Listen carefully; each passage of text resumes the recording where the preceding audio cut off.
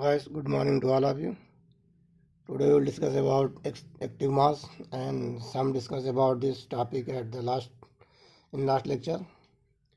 In active mass, we know that molar concentration of substance is known as active mass. Molar concentration is mole per liter concentration is known as active mass. Some examples of active mass like as if 5 gram of hydrogen placed in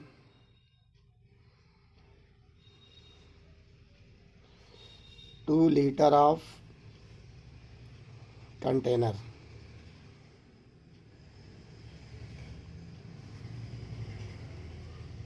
What is active mass? What its active mass? Then calculated active mass equal to active mass of hydrogen denoted in square bracket H2. Active mass of hydrogen equal to mole of hydrogen upon volume in liter. Mole number of mole equal to molar given mass upon molar mass. 5 by molar mass of H2 equal to 2 upon volume 2 liter 2. Therefore 5 by 4 equal to 1.25 mole per liter. Its active mass of H2. Therefore we calculate the active mass of hydrogen and following methods and other substance we can also calculate the active mass of substance. And next topic we discuss equilibrium constant.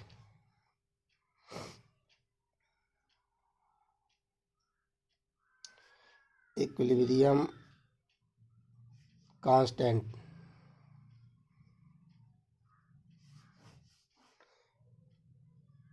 Kc denoted by Kc. Suppose a equation A plus B reciprocal to C plus D.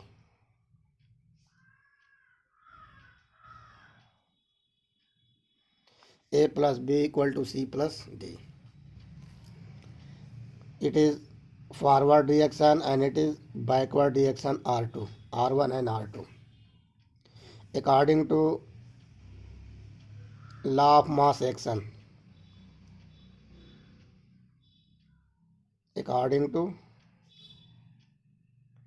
law of mass action,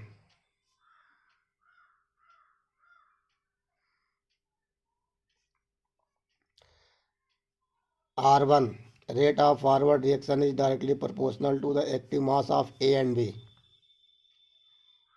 Active mass of A and active mass of B. Therefore R1 equal to K1 means rate constant or velocity constant into A active mass of A and active mass of B. Equation first. And according to law of mass action, R2 rate of backward reaction is directly proportional to active mass of C and active mass of D. Active mass of C into active mass of D. Therefore R2 equal to K2 into C into D. Equation second. At equilibrium,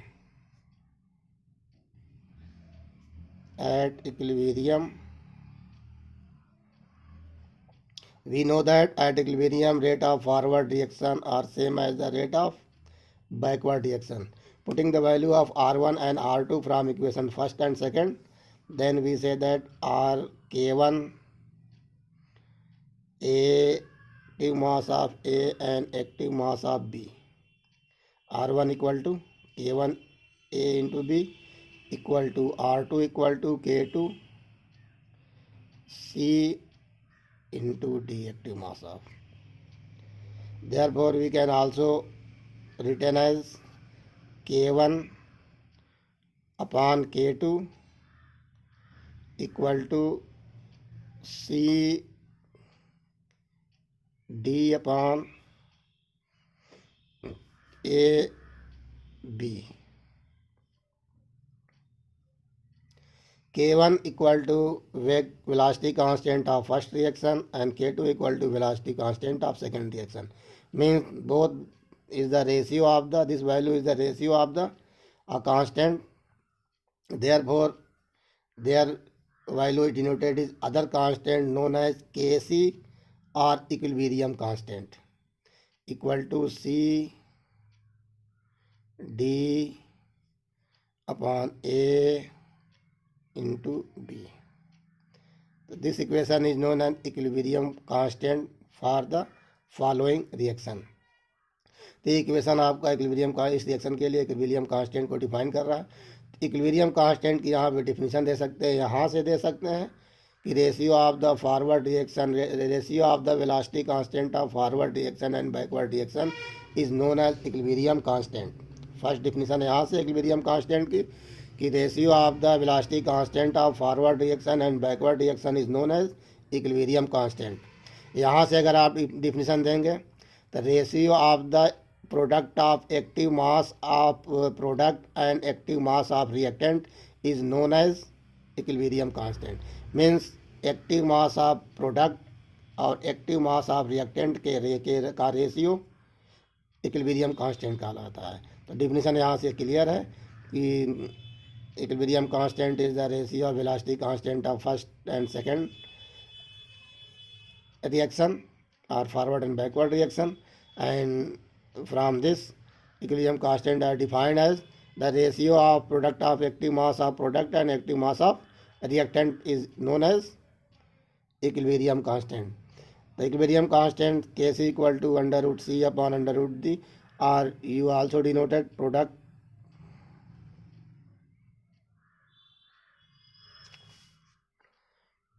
of active mass of product जो आपका produce हो रहा है upon product of active mass of reactant. अब product हटा देंगे तो active mass of product upon active mass of reactant, ratio of active mass of product and active mass of reactant is known as equilibrium constant Kc. If the equation is denoted as A to A plus B and C plus D into D. A small b small c small d equal to stoichiometric product or stoichiometric factor or numbers of moles of reactant species and C and D numbers of moles of C and D और product species. ये numbers of mole को small a small b small c और small d denote कर रहा है. तब इसके लिए Kc का इक्वेशन आपका होगा. अगर ये नंबर्स ऑफ मोल नहीं थे तो Kc का इक्वेशन आपको यही ऑब्टेंड हुआ था, active mass of product into active mass of D C product upon active mass of A reactant active mass of B. अगर ये नंबर्स ऑफ मोल नहीं थे, अगर नंबर्स ऑफ मोल यहाँ पे कैलकुलेट होंगे तो ये नंबर्स ऑफ मोल पावर के फॉर्म में यहाँ पे अप्लाई होंगे, एक्सपोनेंट के फॉर्म में. Therefore active mass of C power C into active mass of D power D upon active mass of A power A and active mass of B power B. ये इस equation के लिए इस तरह का कोई इक्वेशन है तो उसके लिए इक्विलिब्रियम कांस्टेंट की इक्वेशन ये ऑब्टेंड होती है. एग्जांपल्स अगर लिया जाए N2 plus 3H2 equal to 2NH3, इसके लिए इक्विलिब्रियम कांस्टेंट अगर आप कैलकुलेट करते हैं तो Kc equal to product NH3 active mass of NH3 numbers of mole to square upon active mass of N2 numbers of mole 1 and active mass of H2 numbers of mole 3 exponent 3. This is the equation of Kc for the N2 plus 3H2 equal to NH3 for this reaction. इस तरह से equilibrium constant, किसी भी reaction के equilibrium constant की value को आप calculate कर सकते हैं। यही इक्वेशन लिखा गया इक्विलिब्रियम कांस्टेंट। अगर इसी इक्वेशन को हम रिवर्स कर देते हैं, अगर इसको हम ऐसे डिनोट करते हैं 2NH3 equal to N2 plus 3H2, इसके लिए Kc का इक्वेशन आपका ऑब्टेंड होगा Kc इक्वल टू प्रोडक्ट आपका ये हो गया N2 concentration into H2 concentration exponent 3 upon NH3 concentration exponent 2। ये अब एक इक्वेशन आपको ये दिया गया, इसी का रिवर्स इक्वेशन ये दे दिया गया। इसके इक्विलिब्रियम कांस्टेंट को आप Kc डिनोट करते हैं। अगर सपोज कर लीजिए इसके इक्विलिब्रियम कांस्टेंट को K-C डिनोट कर दिया जाए, तो इन दोनों में रिलेशन अगर देखा जाए, इन दोनों में रिलेशन आपका ऑब्टेंड हो जाएगा Kc equal to 1 upon K-C। इसका रिवर्स करेंगे, 1 अपॉन अगर कर देते हैं, इसको 1 अपॉन Kc डैश कर देते हैं, ये आपका ऑब्टेंड होगा, ये ऊपर चला जाएगा NH3 square upon N2 equal to H2 exponent 3। ठीक यही वैल्यू इसको रिवर्स करने पे ऑब्टेंड होगा, तो इसके जगह पे Kc की जगह पे 1 अपॉन। तो इस तरह का अगर इक्वेशन रिवर्स करके आता है तो उसका रेसिप्रोकल दूसरे के इक्विलिब्रियम कांस्टेंट के इक्वल ऑब्टेंड होता है। अगर इसी इक्वेशन को अगर हम ऐसे डिनोट कर देते हैं, इक्वेशन एक ये है, दूसरा इक्वेशन अगर आपको ये दे दिया जा रहा है N2 plus 3 plus H2 equal to NH3, ये 3/2 कर दिया जाए, ये 1/2। इसके लिए Kc की वैल्यू आपकी ऑब्टेंड होगी active mass of NH3 upon active mass of N2 number of mole 1/2 therefore exponent 1/2 into active mass of H2 numbers of mole 3/2 means 3/2 exponent 3/2। तो ये अगर इसको हम Kc डैश सपोज कर लेते हैं और ये Kc, इसमें रिलेशन क्या है, अगर इसका आप स्क्वायर करते हैं, पूरे का स्क्वायर कर देते हैं, तो ये K-C का स्क्वायर हो जाएगा इक्वल टू NH3 का स्क्वायर। ये स्क्वायर करेंगे तो हाफ खत्म हो जाएगा, ये स्क्वायर करेंगे 3 आपका ऑब्टेंड हो जाएगा। तो ये अगर इसको स्क्वायर करते हैं तो इसके वैल्यू के इक्वल ऑब्टेंड होगा। तो आप लिख सकते हैं Kc equal to Kc dash का स्क्वायर इस तरह से, या फिर आप ये भी नोट कर सकते हैं K-C equal to under root Kc। तो इसमें और इसमें ये रिलेशन, अगर इसके और इसके Kc में रिलेशन पूछता है तो इस तरह से नंबर्स ऑफ मोल के बेस पे दो इक्वेशन के बीच आप Kc के बीच रिलेशन आप कैलकुलेट कर सकते हैं। तो ये इसके बीच रिलेशन था, ये रिलेशन इन दोनों इक्वेशन के बीच में था, और ये रिलेशन आपका इस और इस इक्वेशन के बीच में दिया गया। तो इस तरह से इक्वेशन देखकर आप Kc की वैल्यू और Kc के बीच में रिलेशन कैलकुलेट कर सकते हैं।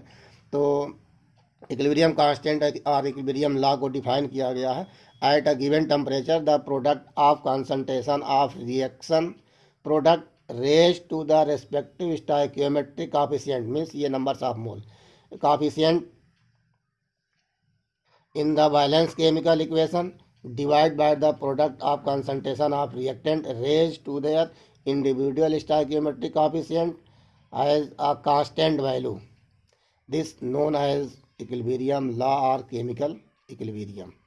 इस लॉ को मतलब इस इक्वेशन को हम केमिकल इक्विलिब्रियम लॉ या केमिकल, तो जैसे केमिकल इक्विलिब्रियम कांस्टेंट को डिफाइन करते हैं वही डिफिनीशन आपका एक केमिकल लॉ और फिर इक्विलिब्रियम लॉ को डिफाइन करता है, रिप्रेजेंट करता है।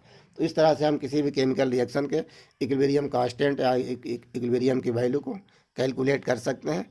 और ये एक रिएक्शन है, उसका रिवर्स कर देता है, उसका हाफ कर देता है, उसका ट्वाइस कर देता है।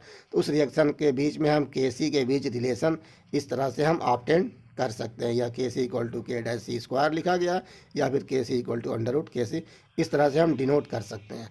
तो इस तरह किसी भी रिएक्शन के लिए आप के सी का रिलेशन या के सी की वैल्यू कैलकुलेट कर सकते हैं। इसी के बाद से इसमें एक एग्जाम्पल्स आपका है, एग्जाम्पल 7.1 आपके बुक में दिया गया होगा।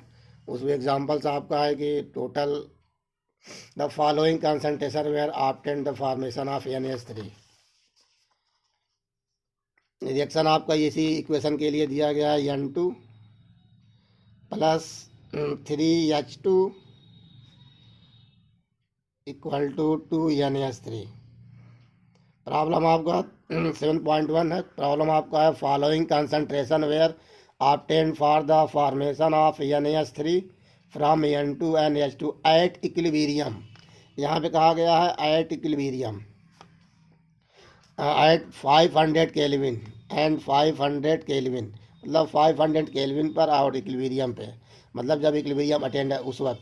Concentration of H2, active mass of H2 equal to आपका गिवन है 1.5 and active mass of 1.5 into 10 power -2 and active mass of H2 given आपका है 3.3 into 10 power -2 and active mass of NH3 given है 1.2 into 10 power -2। ये equilibrium पे value आपको given है, मतलब जब इक्विलिब्रियम अटेंड हो रहा है, जब ये रिएक्शन आपका कांस्टेंट हो रहा है, उस कंडीशन पे ये वैल्यू आपकी गिवन है। अब कहा गया है कैलकुलेट द इक्विलिब्रियम कांस्टेंट। तो फर्स्ट आप के सी डिनोट करेंगे, के सी इक्वल टू फार्मूला NH3, तुरंत फार्मूला हम डिनोट करेंगे square upon N2 into H2 exponent 3। अब वैल्यू जो इक्विलिब्रियम पे आया तुरंत वही वैल्यू आप पुट कर देंगे। तो NH3 की वैल्यू है 1.2 into 10 power -2 square upon N2 की वैल्यू है 1.5 इंटू 10 पावर -2 इंटू H2 की वैल्यू है 3 इंटू 10 पावर -2 एक्सपोनेंट 3 है, 3 कर देंगे। अब इसको आप सॉल्व करेंगे, इसको सॉल्व करेंगे तो 1.2 into 1.2 into 10 power -4 upon 1.5 into 3 3 या 9 3 या 27 इंटू 10 पावर -6 और 10 पावर -2 -8। इसको आप सॉल्व करेंगे तो यह आपका हो जाएगा 1.44 अपॉन 1.5 इंटू 27, इसको ऊपर लेके जाएंगे 10 पावर 4। इसको आप डिवाइड मल्टीप्लाई करेंगे तो वैल्यू आपका आ जाएगा 1.06 इंटू 10 पावर 3, ये इसकी वैल्यू आएगी। इस तरह से हम इक्विलिब्रियम की वैल्यू कैलकुलेट कर लेंगे। के सी की वैल्यू आपकी ये ऑब्टेंड होगी। अब हम देखते हैं कि के सी की यूनिट क्या है। यूनिट ऑफ इक्विलिब्रियम कांस्टेंट के सी की यूनिट कैसे कैलकुलेट करते हैं, इक्विलिब्रियम कांस्टेंट की यूनिट क्या होगी, इसको कैलकुलेट करते हैं। तो डिफरेंट रिएक्शन के लिए इक्विलिब्रियम कांस्टेंट की यूनिट आपकी डिफरेंट होगी। जैसे यही आपका रिएक्शन है A प्लस B, एग्जाम्पल देखा जाए सीधे, N2 plus 3H2 equal to 2NH3। इसके लिए अगर के सी की वैल्यू आप डिनोट करते हैं तो NH3 square upon N2 into H2 exponent 3 equal to, ये आपका एक्टिव मास मीन्स मोल पर लीटर, ये कॉन्सेंट्रेशन है, ये आपका हो जाएगा मोल पर लीटर स्क्वायर अपॉन ये मोल पर लीटर इंटू H2 के लिए मोल पर लीटर का क्यूब। इसको सॉल्व करेंगे तो ये आपका आएगा 1 अपॉन ये क्यूब है, ये 1 है 4 हो जाएगा, और ये मोल पर लीटर ये कट जाएगा, 2 यहाँ बचेगा, 1 अपॉन मोल पर लीटर का स्क्वायर। इसको सॉल्व करेंगे तो ये ऊपर चला जाएगा और ये मोल नीचे हो जाएगा, तो ये आपका हो जाएगा मोल पावर -2 इंटू लीटर स्क्वायर। इस इक्वेशन के लिए इक्विलिब्रियम कांस्टेंट की वैल्यू आप यूनिट केसी की यूनिट आपकी मोल पावर -2 और लीटर स्क्वायर, ये आपका ऑप्टेंड होगा। अगर ऐसे ही दूसरा इक्वेशन हम देखते हैं H2 plus I2 equal to HI2, केसी की वैल्यू यहाँ पे आप डिनोट करेंगे तो HI एक्टिव मास का exponent 2 upon H2 active mass into I2 का एक्टिव मास। अब इसका यूनिट मोल पर लीटर ये स्क्वायर हो जाएगा अपॉन यहाँ पे H2 के लिए मोल पर लीटर, और ये है मोल पर लीटर, ये मोल पर लीटर इंटू मोल पर लीटर का ये स्क्वायर और ये स्क्वायर, ये सब कैंसिल हो जाएगा, यहाँ पे 1 मीन्स केसी की यहाँ पे कोई यूनिट ऑप्टेंड नहीं होगी। तो अगर रिएक्टेंट और प्रोडक्ट के दोनों के नंबर्स ऑफ मोल इक्वल हैं तो वैल्यू आपकी यूनिट कोई ऑप्टेंड नहीं होगी, अगर वैल्यू इक्वल नहीं है तो आपकी वैल्यू ऑप्टेंड होगी। तो ये आपका था केसी कैसे कैलकुलेट करेंगे, केसी का फार्मूला क्या होगा, और फिर केसी के फार्मूले के हेल्प से हम उसके यूनिट के कैसे मेजर करेंगे, ये आपका था आज तक। थैंक्स।